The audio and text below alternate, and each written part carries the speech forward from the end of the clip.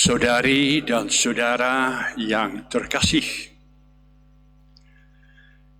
ketika Oma meninggal dunia, anak-anak berani membuka tas dan dompet dari Oma itu. Dan seperti yang sudah disangka-sangka, mereka menemukan sesuatu, pucuk kertasnya kecil, yang sudah tua, sudah kusut, yang sudah menguning. Mereka baca, dan pada kertas itu ada suatu sanjak. Singkat saja, tapi sangat kaya akan isinya, sangat inspiratif. Ternyata betul yang disangka. Oma tidak hanya hidup dari uang atau kekayaan yang ada di dompetnya, tapi Oma itu hidup dari sabda inspiratif yang ada pada kertas yang saban hari dibaca, hafal dan dihayati, sumber kehidupan. Ternyata betul yang dihayati oleh Oma itu, manusia tidak hanya hidup dari roti, dari uang atau dompet melulu, melainkan dari kata-kata inspiratif yang mengarahkan, mengisi hidupnya. Suatu warisan yang sangat bagus untuk anak-anak. Ada seorang manusia, sebutlah saja Nehemias. Ada suatu bangsa, sebutlah saja Israel. Mereka dipukul babak belur, habis. Kotanya hancur, jiwanya kosong, badannya menjadi kurus kering, lesu. Mereka dinyatakan sehat. Boleh pulang ke kotanya, boleh kembali menguatkan badanmu yang kokoh. Tapi betapa mereka kecewa melihat di cerminnya, aduh, tadinya badannya gagah besar, sekarang kerepeng, kurus kering, bagaimana diisi lagi?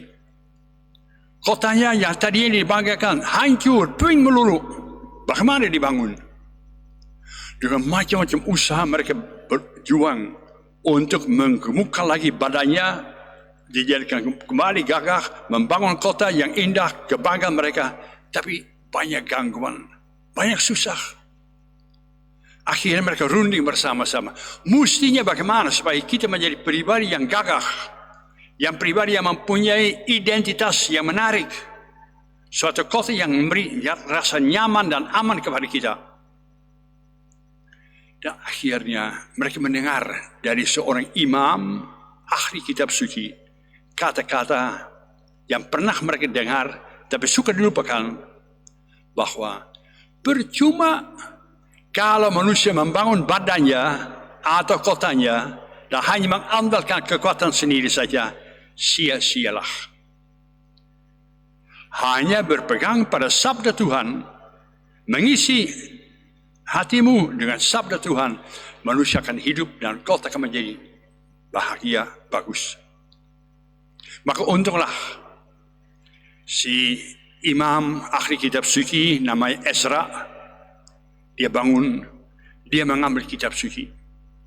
Semua orang yang hadir di situ, ada yang tua, ada yang muda, ada yang wanita, ada laki-laki, ada anak, macam-macam orang. Semua bengong, tertarik. Si imam itu membaca dengan semangat yang berkobar-kobar, dengan jiwa yang besar. Sehingga biar main dari pagi-pagi sampai berlarut siang sore itu, mereka tidak ngantuk. Malah mereka dia, amin, amin, setuju. Itu menjadikan dasar kata-kata inspiratif, pengarahan bagi hidup mereka, kenyamanan bagi kota mereka. Mereka sadar, kalau kita mau kuat, kalau kita mau sehat dalam hidup kita, jadilah kata-kata Tuhan inspirasi, pegangan, pedoman bagi hidup kita ini, dan kita akan menjadi bahagia. Dan mereka bersukacita Mereka semua kompak bersama-sama, mengadakan makan bersama-sama. Segala permusuhan di antara mereka, segala perselisihan lenyap berkat sabda Tuhan yang menjiwai mereka itu. Sekitar sabda Tuhan itu terjadi banyak mujizat. Yesus datang ke kampung halamannya. Dia berjumpa di situ dengan sejumlah umat yang seperti dipenjarakan oleh kemiskinan mereka. Yang seperti menjadi pribadi yang tidak mempunyai pedoman isi hidupnya. Yang hidupnya biasa-biasa saja, loyo, tanpa semangat.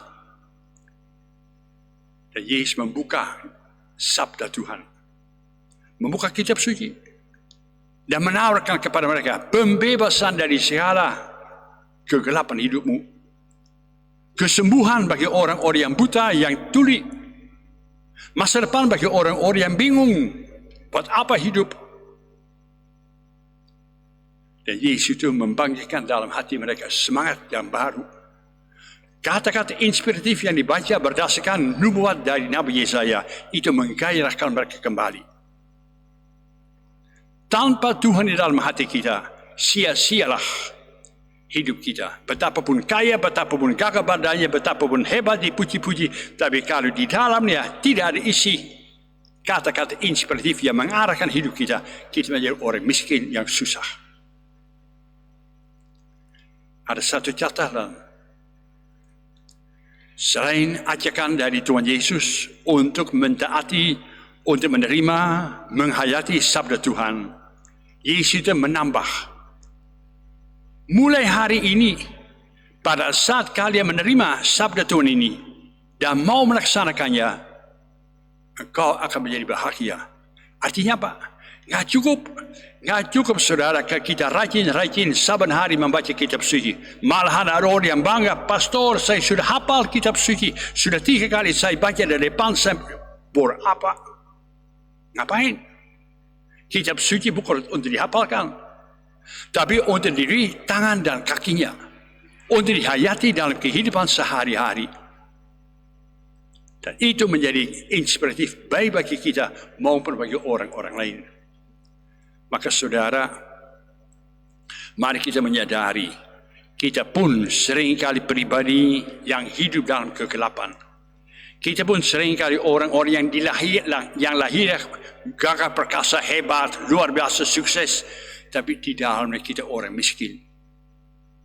Darah Yesus, penjelmaan dari sabda Tuhan, darah kitab suci hadir di tengah-tengah kita untuk membebaskan kita, memberi arah hidup yang baru. Supaya dengan demikian kita mempunyai suatu kekuatan, kebahagiaan dalam hidup kita ini. Harapan saya adalah semoga berkat ancaman dari corona, kita suka membuka medsos, alat-alat komunikasi. Hampir saban hari ada renungan, ada sabda Tuhan yang menarik, yang indah. Mau menggairahkan kita kembali kepada inti hidup kita, kepada kehendak Allah. Kan mau menjadi bahagia. Kan mau senyum. Kan mau menjadi awet muda. Bukan soalnya make up. Bukan soalnya bodybuilding. Salah. Mereka building a soul. Building jiwamu yang penuh dengan sabda Tuhan. Ada banyak tawaran. Kebetulan saya sempat menulis hadiah bagi saudara tentang bagaimana keluar dari segala perbudakanmu, dari penjaramu, dari mengejar dewa-dewa palsu, dari membangun hidup dalam kegelapan. Bagaimana kiranya menjadi manusia bahagia dengan Allah di samping kita. Buku ini kalau berkenan dapat diperoleh di sekretariat atau di toko. Barangkali bisa menyentuh hati kita. Demikian juga seperti tulisan-tulisan yang ada dalam YouTube pada komunikasi di dalam alat-alat medsos berguna bagi kita sekalian. Sok belajar hari ini Minggu buku kitab suci. Belajar, jangan bosan-bosan, jangan ngantuk sebelumnya. Bukalah dan menemukan kata-kata yang memberi arahan kepada hidup kita masing-masing. Semoga demikian.